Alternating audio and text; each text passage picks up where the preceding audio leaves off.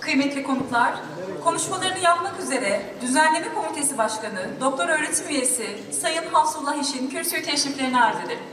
Kongre Düzenleme Komisyonu Başkanı Sayın Doktor Öğretim Üyesi Hafsullah İş'in konuşmaları da 3 gün sürmesi planlanmaktadır. Değerli konuklar,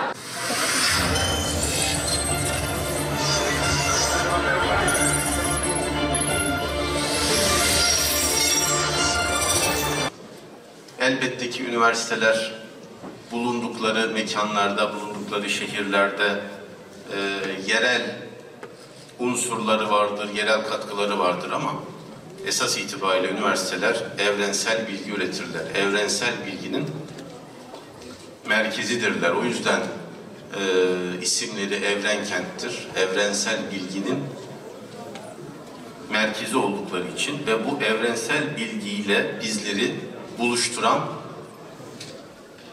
mabetler oldukları için.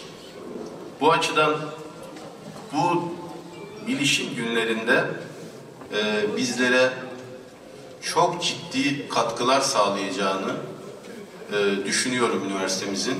Çünkü bilişim son 40-50 yıl içerisinde dünyayı tamamen değiştirdi. Hatta o kadar ki ben ateşin bulunması, tekerleğin bulunması ya da tarımın bulunmasıyla ancak karşılaştırabiliyorum İnternetin, bilişim dünyasının bulunmasını. Çünkü nasıl tarım insanoğlunu avcı, toplayıcı yapıdan dolayısıyla henüz devlet, toplum, şehir kurma gelişmişliğini gösterememe döneminden bir anda tarım toplumu oluşturarak artık devletler kurma, sanat yapma, medeniyet oluşturma seviyesine getirdiyse ki o bu topraklarda olmuştur. Biz tarımın icat edildiği topraklarda yaşıyoruz. Yani insanın en büyük sıçrama yaptığı, en büyük sıçramalarından birini yaptığı, tarımı icat ettiği topraklarda yaşıyoruz. Ve yine insanoğlunun en son büyük adımı, dev sıçraması olan bilişimi de yine bu topraklarda konuşmak bence çok anlamlı. Nasıl tarım insanoğluna büyük sıçrama sağladıysa internetin keşfi de aynı şekilde devasa bir atılım sağlamıştır. Ve bunu çok hızlı yapmıştır. Biz 50 yaşlarının üzerinde olan jenerasyon, belki gençler bu söylediğimi çok fazla anlamayacaklar ama 50 yaşın üstünde olan biz orta yaşlılar diyelim, orta üstü yaşlılar, biz televizyonun olmadığı bir dünyaya doğduk. Sadece radyonun olduğu, elektriğin çok sınırlı olduğu bir dünyaya doğduk ve 50 sene içerisinde şimdi sanal evrenler konuşuluyor. Bu gerçekten inanılmaz bir sürattir. Çünkü insanoğlu bu tür sıçramaları birkaç bin yılda yapıyor aslında, yapıyordu. Şimdi ise birkaç 10 yılda yapıyor.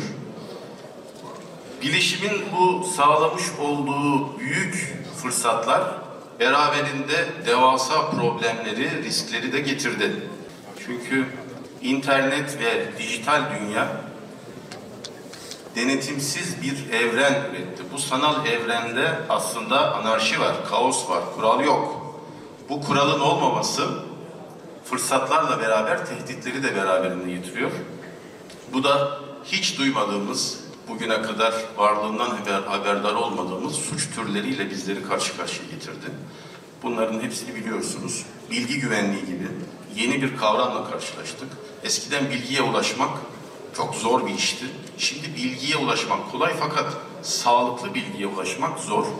Bilginin kontrolü ve güvenliğini sağlamak çok çok zor. Bunlarla ilgili yeni kavramları Batman Üniversitesi'nin ev sahipliğinde konuşacaksınız.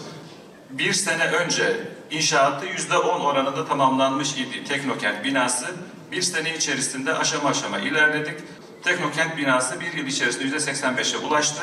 Binanın bitirilmesi aşaması. Bu oran peyzaj haricindeki idari binanın yaklaşık %92'sinin tamamlanmasına tekabül ediyor.